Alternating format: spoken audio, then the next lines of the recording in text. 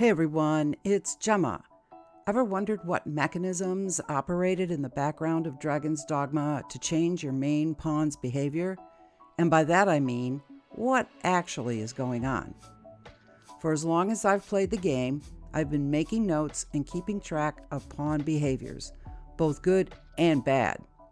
It's always been a point of fascination for me how pawns can learn quests, area, and bestiary knowledge, subtle attack patterns such as the heavy double dagger down attack, and get better the longer they play in a position.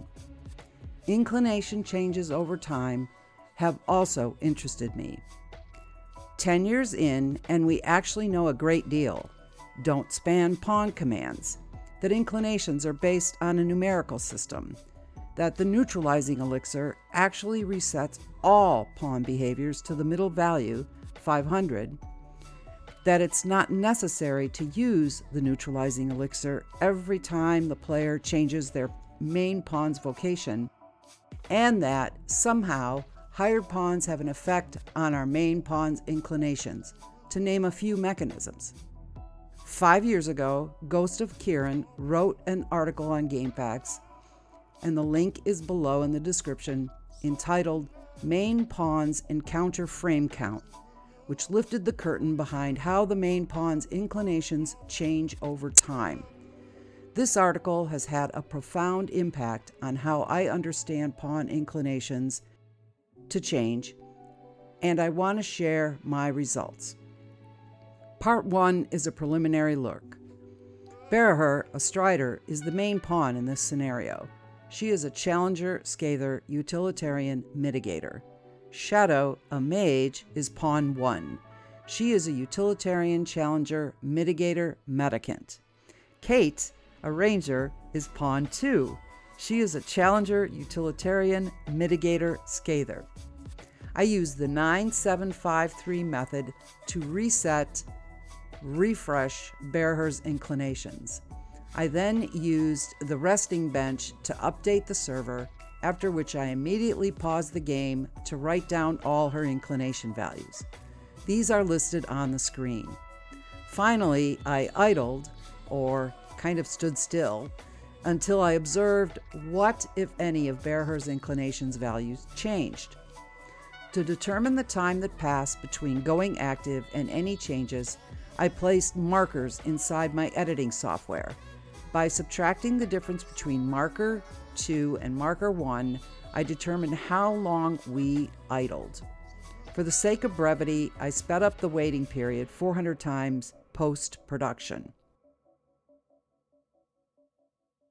Ghost discusses 3 timers operating in the background throughout all of gameplay.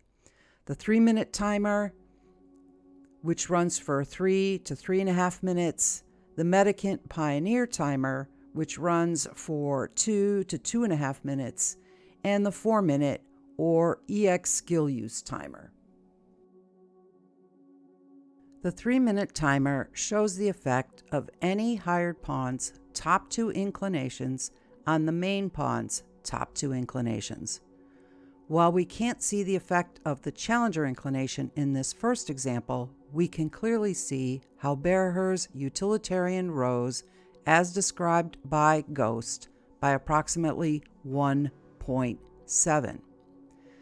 The Medicant Pioneer timer was also running, and these values were depleted as well. Skill use did not change in this first example, simply due to the fact that I didn't let the timer run long enough. For part 2, I'll reset all of Berahur's inclinations to 500 using 2 neutralizing elixirs. It will make seeing the changes easier to observe.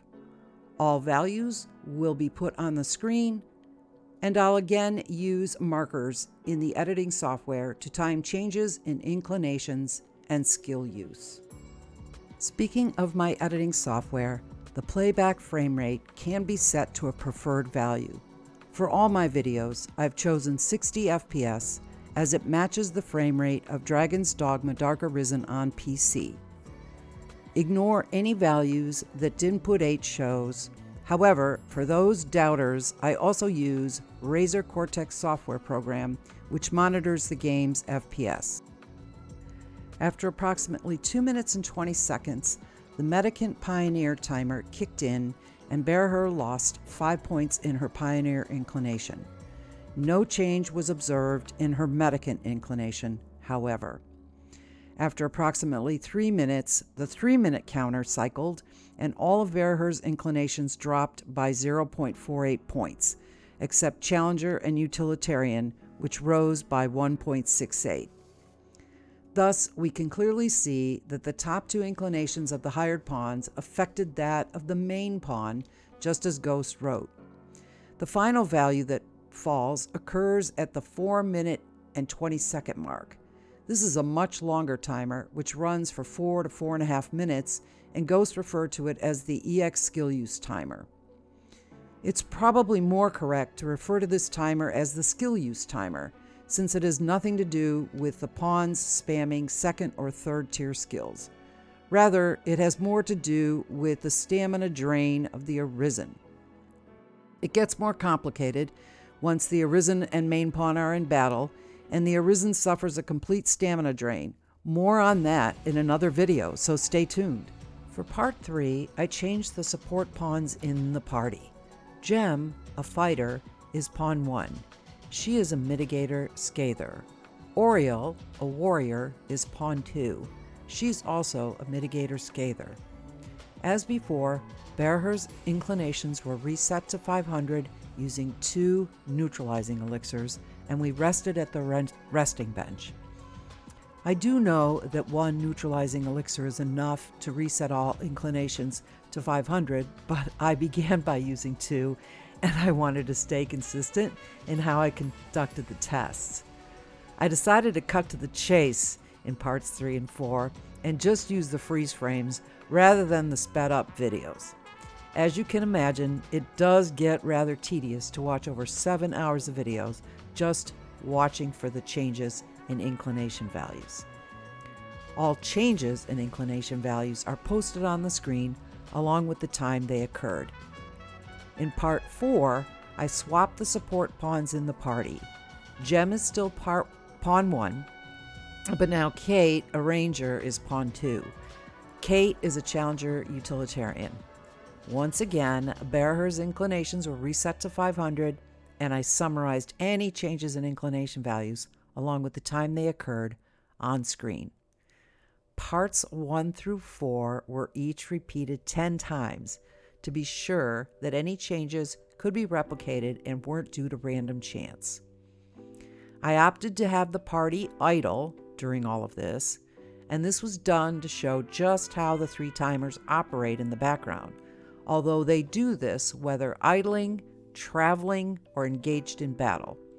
However, players can clearly see for themselves these timers in operation here. In the normal course of a game, there's more at play, but we'll see that in the next video, and I have been sharing that in my live streams on Twitch. The main takeaway from all of this for the Dogma player who utilizes pawns in their party is this: check the inclinations of those you hire. Undesirable inclinations can sneak up on your main pawn unawares, and while we always knew that hired pawns had some effect on our own pawn, what Ghost wrote about 5 years ago can clearly be seen to come to life here in my video. It's also important to remember that these timers, quote, begin anew each time the game is loaded with the Arisen and party on screen, end quote, and that they, quote, pause when in the pause menu or when the inventory menu is active, end quote. Until the next time, don't spam pawn commands. Check the inclinations of the pawns you hire. If you notice your pawn behaving badly, maybe it's time for an attitude adjustment at Jonathan's, located at the encampment. Thanks for watching, and don't forget to subscribe and give a thumbs up.